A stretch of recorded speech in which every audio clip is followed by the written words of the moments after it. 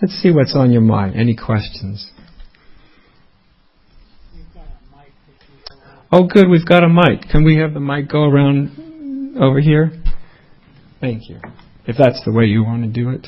I don't know how you do it here. It all works for me. Yeah. Should I row? Should I stand here as a human mic stand?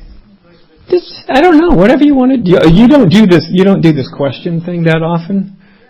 However you do it that way. Okay. How's that? Right there. Right to her. You can hand her the mic. You can. Okay. Good evening. Okay, there we go. Thank you. Let me just say thank you.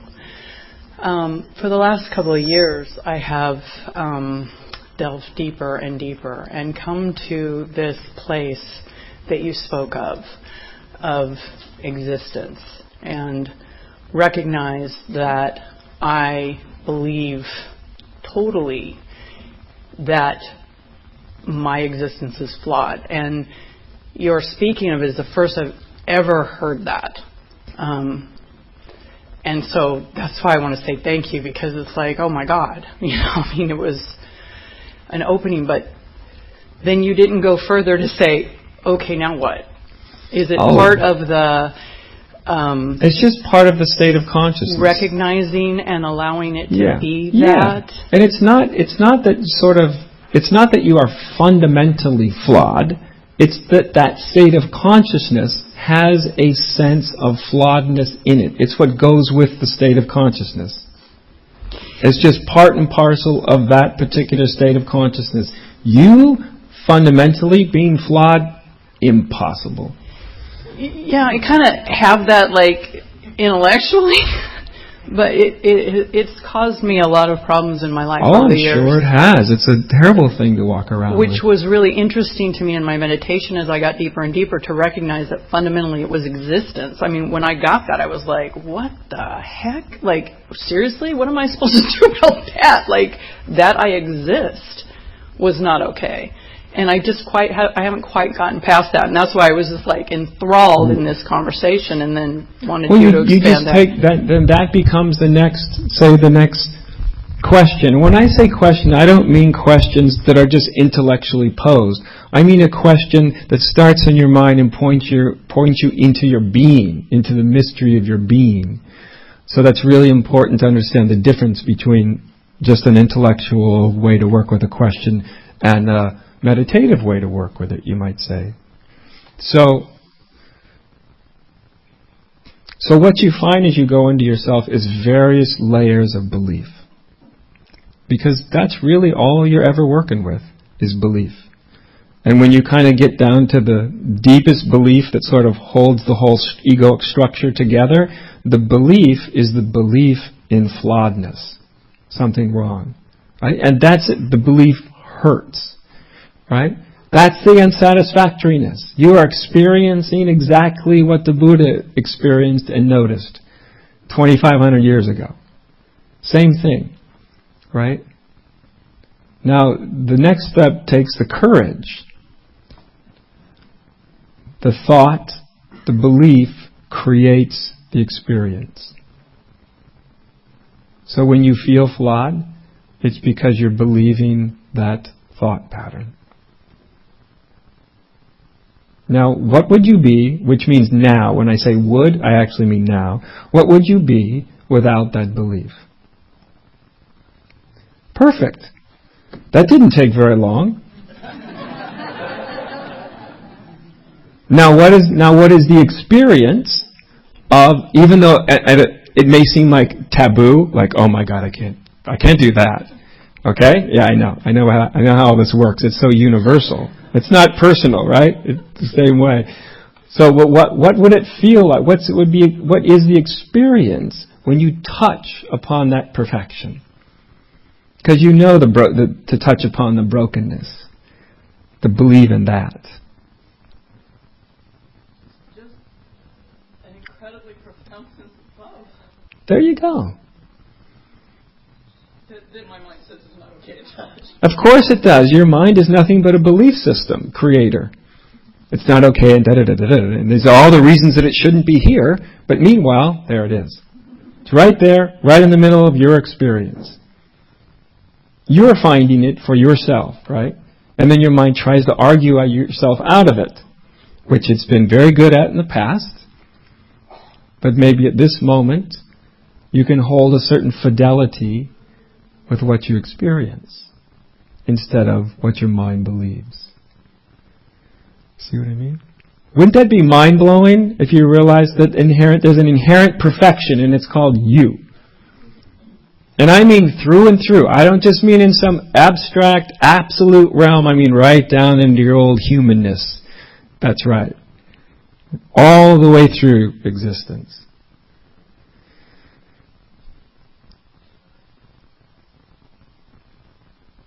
Okay? So all it takes is courage. Because it takes courage to see, because those thought systems, they try to come back in, just because they're conditioned. They're not evil or anything either. It's just a conditioned thought pattern. And your reference becomes the direct experience. Yeah. All right. Lovely. Thank you. Yeah. In fact, in the egoic realm, it has a taboo, a universal taboo against realizing inherent perfection.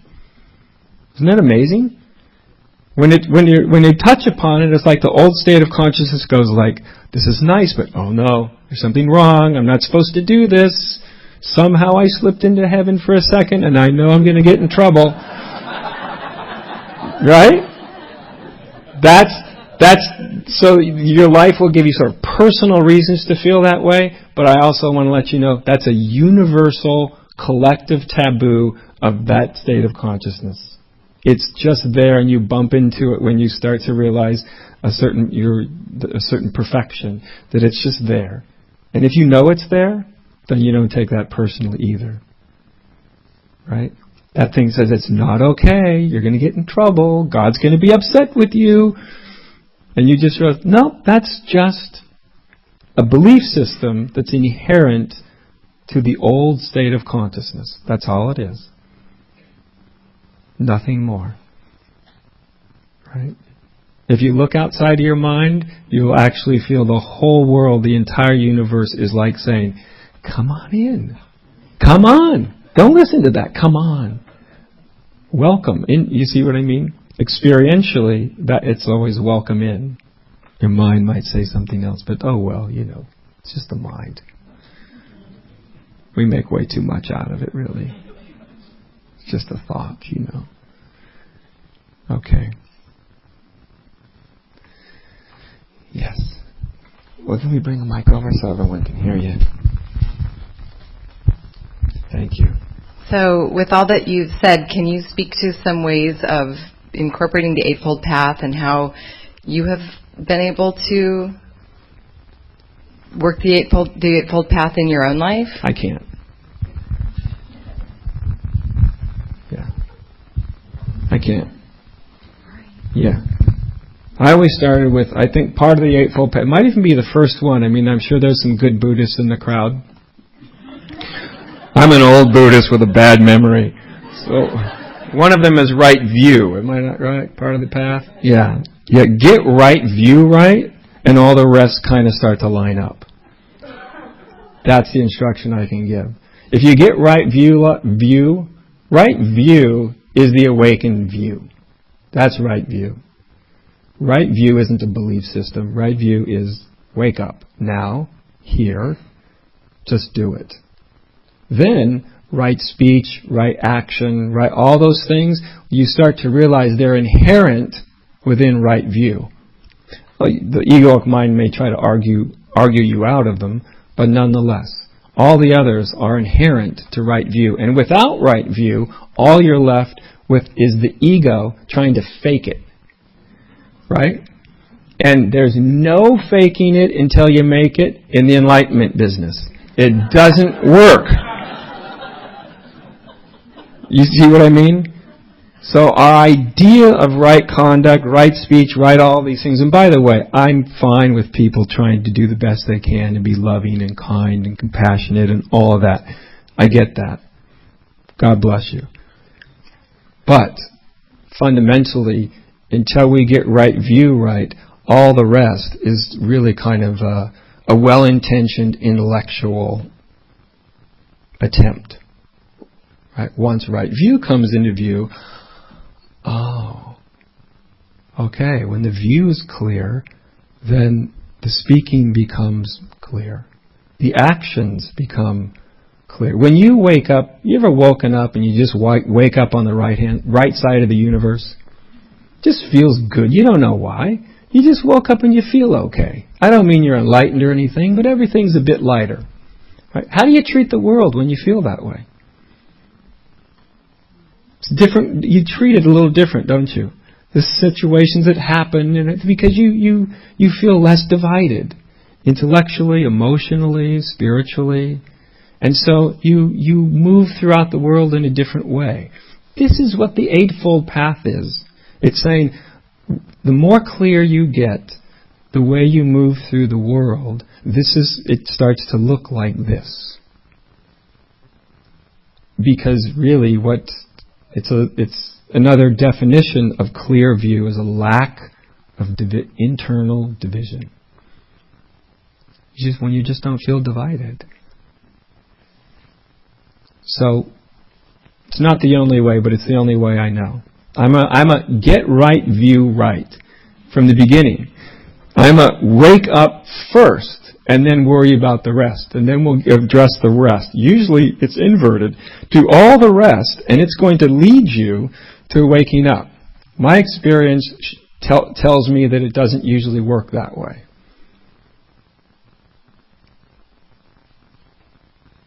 And the mind would say, well, waking up, how on earth can someone do that? Like, that's going to take lifetimes, right?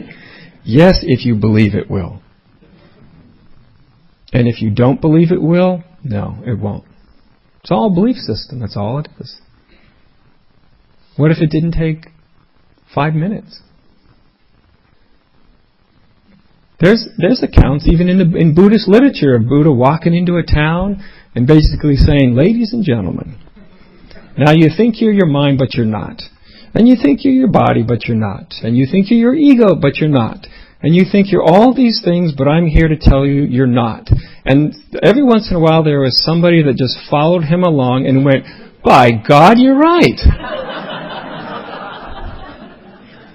I was trying to get rid of a whole bunch of stuff that I wasn't. And boom, right view. You see what I mean? But if he walked into a group of Buddhists and they all believe it's going to take lifetimes, guess what? It's probably going to happen. Lifetimes.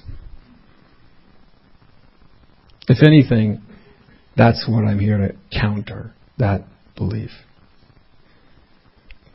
Now, when you look into your true nature, I'm going to just do a very quick version, okay? And I'm only going to do a quick version. Number one, we don't have a lot of time. And number two, it doesn't take time. The quick version is if you could slow the entire process down so it was real slow. Something that happens faster than you can snap your finger. If we slowed it down to like a minute or 2 minutes, this is what would happen. I'm going to look for my true nature, what I really, truly am. Right? And you don't know it, but what you're actually looking into is the true nature of all existence. Your existence ends up to be all existence, but you don't have to buy into that at all to realize it. So you look into the true nature. What am I really, truly? Am I simply the way I define myself? Somebody's daughter, having these characteristics, being a nice person, or could be being a Buddhist, or being this, or being that, or not feeling worthy, or whatever it is. We could go right down the whole line. Is that actually what I am? How about all my memories? If I could put my memories into somebody else's head, would that tell them the entirety of my being? See, so when you look in to find yourself, something happens instantaneously, which you look inside And in an instant, you don't find anything. It happens like that. It happens to everybody like that. That's the usefulness of a good spiritual question.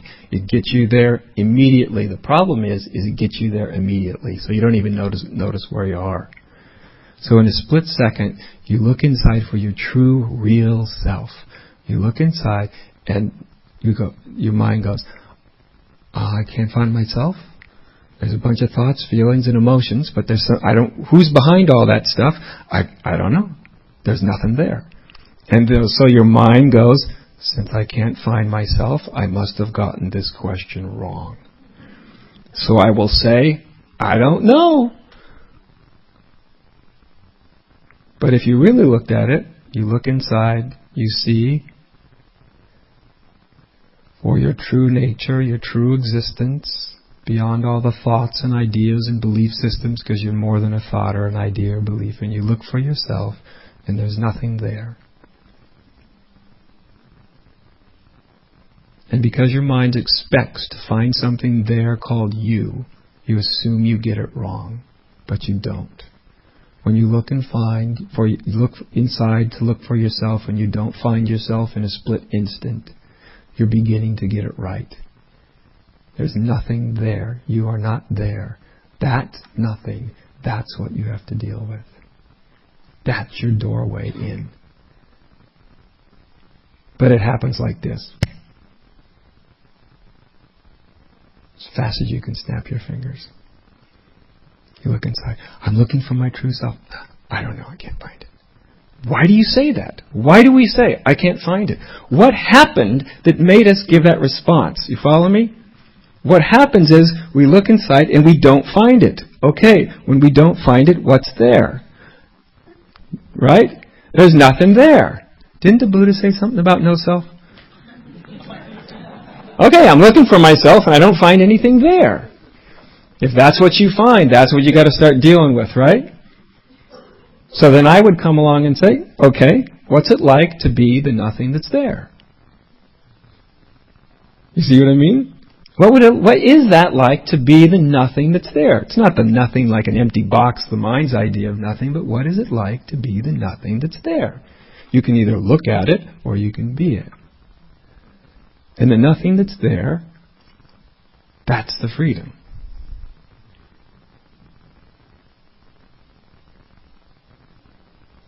Now, how long does that take? It happens every single time you ask the question. Anybody that ever asks the question, it happens every single time, but it happens so fast that they don't recognize it.